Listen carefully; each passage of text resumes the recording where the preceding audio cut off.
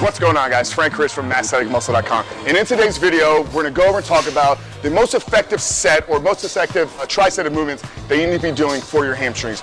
Now, before doing any programming or doing any type of exercises for a muscle, we need to first understand what that muscle's function is. So what is our hamstring actually trying to accomplish when we're doing these various movements? So we want to first understand that the hamstring has multiple functions. The first one being knee flexion. So flexing at the knee, bringing the calf closer to the hamstring. That's going to be the first and primary function of every hamstring movement that we do. Now, secondary, the hamstring is involved in hip extension. So this is where movements like RDLs, deadlifts, some variations of squats that we do. So extending at the hip, kicking our glutes further back. So those are the two primary functions. So when we're programming our exercises or when we're trying to select movements for our workouts, we want to make sure that we're taking into account both of these functions. So obviously, yes, with hip extension, we can do deadlifts, we can do RDLs, some variations of squats, some variations of leg presses are going to all involve that hip extension movement. But what I want to show you today is going to be the most effective collection of movements. So it's actually going to be a tri-set. It's going to be 3 movements that we combine within one set that's going to work the hamstring through all of these various ranges. So we're going to walk you through, kind of explain how to program these, what you need to be thinking about, your intent, your execution when performing these movements, but making sure that we're fully executing it, keeping the tension on the hamstrings. So we're going to walk you through these, like I said, explain the execution and let you know what you need to be doing as far as executing this tri-set, guys. Let's go ahead and take a look. All right, guys, our first movement in this tri-set is going to be a lying prone or a lying hamstring curl. Now, what we're looking at accomplishing here is really working that knee flexion aspect of the hamstring. So a few cues within our setup is we want to make sure that our hips are locked down. Now, as we start to initiate this movement, we want all the tension and all the movement coming at the hamstring. So your first initiation needs to be to drive your hips forward. That's going to fully lengthen the hamstring and allow you to focus on getting that knee flexion involved in the movement. Now, you're going to reach a certain point here, and you'll see a lot of people, you may have even done this in the past, you reach a certain point within the movement, your hips are going to want to roll up. You don't want that to happen. You want to keep them hips driving forward.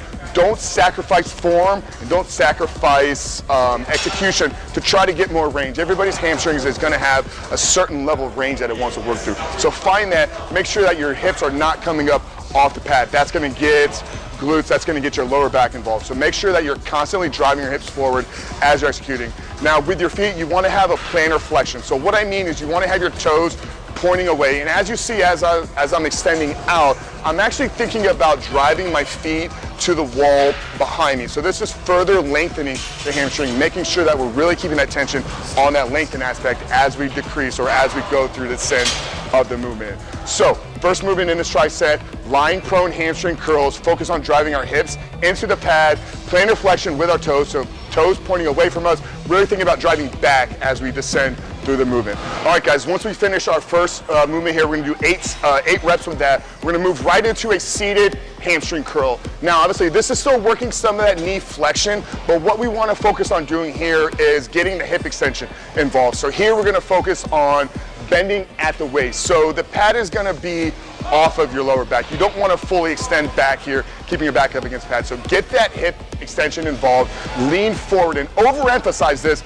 as much as you possibly can. You have to lower the weight probably from what you're normally doing because you're working the hamstring through multiple functions. But make sure, guys, like I said, that you're really focusing on getting that hip extension involved. Now, with the execution of this, our first movement wants to be to think about driving our quads up into the pad.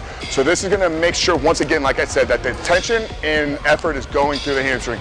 So hip extension, lean forward, seated hamstring curl, focus on driving your quads and knees into the pad as you focus on bringing the pad lower and actually squeezing and flexing at the knee. So second movement, guys, 8 reps, seated hamstring curl, focus on a hip extension with a lean forward. All right, guys, finishing this tri-set off, we're going to go back to the lying hamstring curl. So all those same cues that we applied within the first one are going to be here. But what we're focusing on is really getting the hamstrings just through a partial range, so through a lengthen aspect. So we really hammer them out. At this point, you have a lot of lactic acid buildup. Obviously, we've done a lot of work through the hamstrings already. So we're not going to get a long, heavy movement. But what we want to focus on doing is keeping our upward torso elevated. We don't want to be bent and leaning fully up against the pad. So prop yourself up, Make sure that you're locked and your core is engaged and tight. And then as you perform these, like I said, it's going to be a very partial, short movement. So you may only move the pad 4 or 5 few inches, but that's okay because all we're really trying to do is work those last fibers that we have left in the muscle. So third and final movement in our tricep today, guys, is working the hamstrings through the lengthened range. We're going to be propped up on a lying hamstring curl, really focusing on just a short, partial movement, guys. All right, guys, so there you have it. The most effective tricep that you need to be using to fully work your hamstrings through all its points of range of motion. Now, like I said in the beginning, guys, you still want to make sure you're doing RDLs, deadlifts, various squats, leg presses. You need to have all this stuff integrated into your training, but this is something you need to have programmed within your workouts, guys. So lock the execution down, make sure you're performing these, like I said, in a tri-set, 8-8-8, 24 reps to the full tri-set. So give this one a run, guys. Really want to know what you thought about it. So if you do this, if you enjoyed it, make sure to leave us a comment. What we are doing today, though, is we are giving away 1 free week of MASSTHETIC muscle workouts. So all you got to do is hit the link in the bio, MASSTHETICmuscle.com/free week. Enter an email address. We're going to send over that free week to you right away. Also, if you have not yet, make sure to subscribe to the channel so you're notified every time we release a new video. And if you guys did see value in this and did enjoy the video, make sure to give it a thumbs up, man. I really want to help you guys, and I want to know what you like. So make sure to give the video a like and share this with somebody if you think they can find value in it. Once again, guys, really appreciate you tuning in, and I'll talk to you soon.